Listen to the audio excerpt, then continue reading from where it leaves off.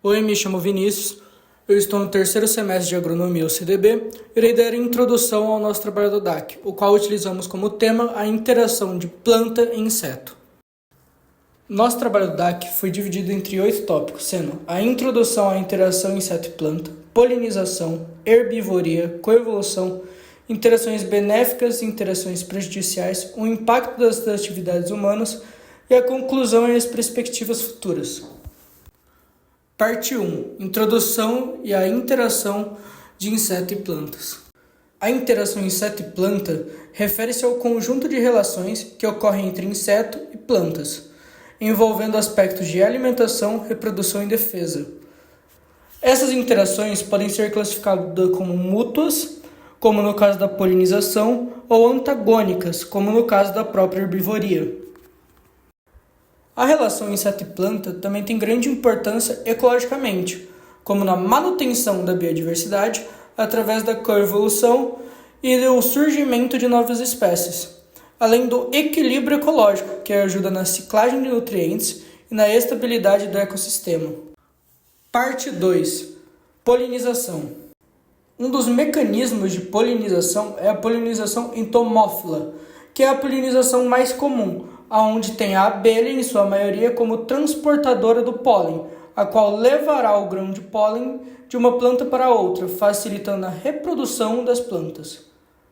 Além da abelha, também tem outros insetos que ajudam na polinização, como os besouros e moscas, porém eles atuam de maneira mais específica em algumas espécies de plantas.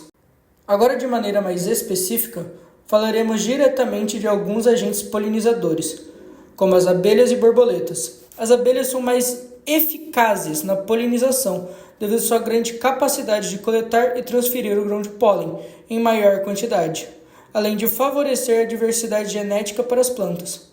Já as borboletas é mais eficaz no caso de flores, de cores e formas variadas, as quais são atraídas pelo néctar, por isso são fundamentais para alguns tipos de ciclos ecológicos. Agora mostraremos as imagens na hora da polinização, tanto da borboleta e tanto da abelha. Agora falaremos da parte 3, a herbivoria. A herbivoria ocorre devido à presença de insetos herbívoros, que são insetos que se alimentam das plantas, como gafanhotos e lagartas. A herbivoria causa dano significativo nas plantas, como na redução de seu crescimento e produtividade. Além disso, podem afetar diretamente a competitividade das plantas em ecossistema. As plantas, para não sofrerem herbivoria, elas utilizam alguns mecanismos de defesa, sendo eles os espinhos, uma maior rigidez nas folhas e a produção de compostos químicos, como tâninos e alcoides. Todos esses mecanismos ajudam diretamente na diminuição da presença de insetos herbívoros. Agora falaremos da parte 4, que é a coevolução. A coevolução é o procedimento pelo qual duas ou mais espécies influenciam diretamente na evolução de uma outra. Para a ciência contemporânea, eles destacam que a interação predador e presa e o mutualismo são interações fundamentais para o surgimento da coevolução.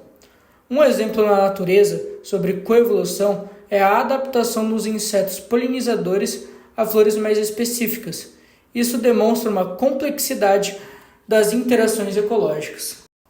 Alguns exemplos mais específicos sobre a coevolução de inseto e planta são as orquídeas e seus polinizadores.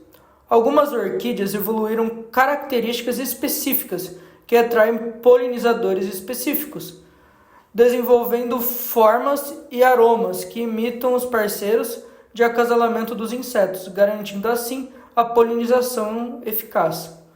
Plantas com espinhos também é outro exemplo.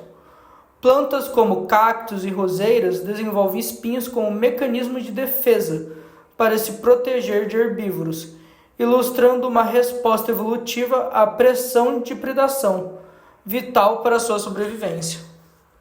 Agora mostraremos algumas imagens sobre a coevolução entre inseto e planta, como das orquídeas e seus polinizadores, e a interação da planta com os espinhos.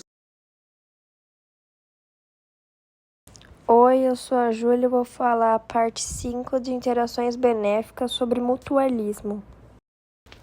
Mutualismo. Benefícios para insetos. Insetos como abelhas e formigas recebem alimento, abrigo e proteção de plantas em troca de polinização ou defesa, formando relações sustentáveis e benéficas para ambas partes. Benefícios para as plantas.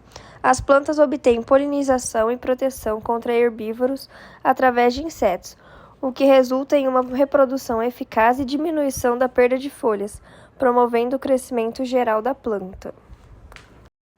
Agora alguns exemplos de mutualismo. Formigas e afídeos. Formigas cuidam dos afídeos em troca de melada, uma substância açucarada que os afídeos produzem, criando uma relação simbiótica que beneficia ambos os grupos em termos de nutrição e proteção. Polinização e nutrição.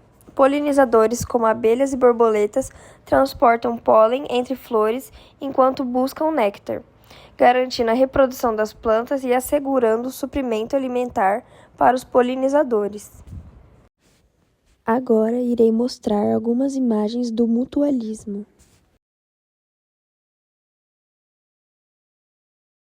Oi, meu nome é João Vitor e vou falar sobre a parte 6 de interações prejudiciais causadas pelos insetos. Bom, sobre o parasitismo, é necessário falar sobre os insetos parasitas, como os pulgões e as moscas brancas. Eles se alimentam do tecido das plantas, provocando danos que enfraquecem a sua estrutura e comprometem sua saúde. Com isso é comum observar folhas amareladas, plantas murchas e crescimento mais lento, o que acaba prejudicando a produção agrícola. Bom, agora sobre as doenças transmitidas por insetos, é importante falar sobre alguns insetos que são transmissores de doenças, que é o caso dos mosquitos e carrapatos, que podem carregar vírus, bactérias e protozoários afetando tanto os seres humanos quanto os animais. Já no campo, essas doenças representam sérios prejuízos, reduzem a produtividade, aumentam os gastos com controle e impactam diretamente a segurança alimentar e a economia agrícola.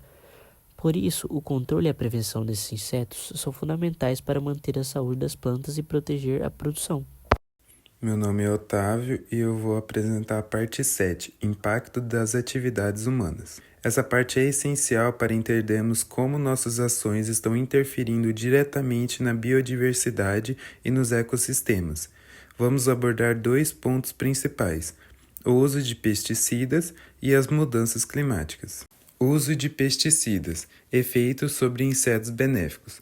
Começando pelo uso de pesticidas, um dos principais impactos negativos é a diminuição das populações de insetos benéficos. Esses insetos são essenciais, por exemplo, para a polinização das plantas e o controle natural de pragas. Quando usamos pesticidas em excesso, acabamos promovendo desequilíbrios ecológicos, prejudicando essas espécies importantes para o funcionamento dos ecossistemas. Resistência a pesticidas. Outro problema causado pelo uso contínuo de pesticidas é o desenvolvimento da resistência nas pragas. Isso significa que elas se tornam mais difíceis de controlar, exigindo doses cada vez maiores ou até o uso de novos produtos químicos.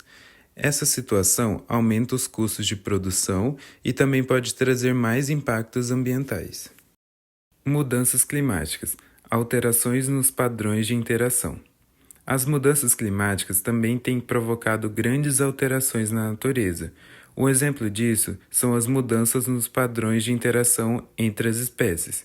A distribuição e a ocorrência de muitas espécies têm sido alteradas, o que afeta relações ecológicas fundamentais, como a polinização e a competição. Extinção de espécies. Além disso, o aumento das temperaturas e a perda de habitat estão levando muitas espécies à extinção. Esse processo está acontecendo de forma tão intensa que já falamos em extinção em massa, o que representa perdas irreparáveis para a biodiversidade global. Oi, me chamo Vinícius e irei dar continuidade do nosso trabalho do DAC, falando da parte 8 e última sobre a conclusão e as perspectivas futuras. Neste primeiro momento, vamos fazer um resumo das interações ecológicas destacadas pela pesquisa. Começando pelas principais descobertas. É essencial enfatizar os resultados mais significativos encontrados. Eles nos ajudam a compreender melhor como ocorre a interação ecológica na natureza, além de revelarem suas implicações em uma escala mais ampla, tanto ambiental quanto social. Já a relevância para a ecologia está diretamente ligada ao impacto dessas descobertas. Aqui discutimos como os achados influenciam não só no desenvolvimento da teoria ecológica, mas também na prática de conservação e a gestão do ecossistemas. Em outras palavras, a pesquisa não apenas contribui para o conhecimento científico, mas também para ações práticas de preservação. Na sequência, abordamos a importância da pesquisa contínua para o meio ambiente. Em primeiro lugar, destacamos a necessidade de conservação. É fundamental entender que a pesquisa científica precisa ser constante, pois só assim conseguirmos desenvolver estratégias eficazes para proteger a biodiversidade, especialmente diante das ameaças crescentes ao meio ambiente. Em segundo, falamos sobre o papel dos cientistas.